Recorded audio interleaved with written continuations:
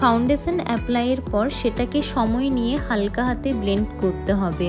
Blending যতটা perfect হবে মেকআপও ততটাই ভালো লাগে দেখতে।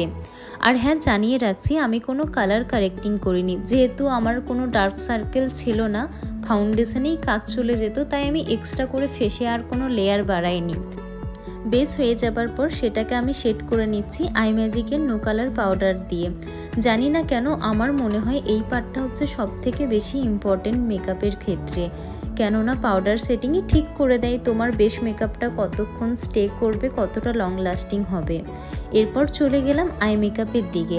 আই মেকআপের ক্ষেত্রে আমি খুব সফট আই মেকআপ রাখার চেষ্টা করেছি আমার ড্রেস অ্যাকর্ডিং, আর কাজল অ্যাপ্লাই করে সেটাকে স্মাচ করে নিয়েছি ব্রাউন একটা আইশ্যাডো দিয়ে। আমি চেষ্টা করেছি যতটা মিনিমাম স্টেপে নিজের সেলফ মেকআপ কমপ্লিট করা যায় সেটাকে করার, আর শুরু থেকে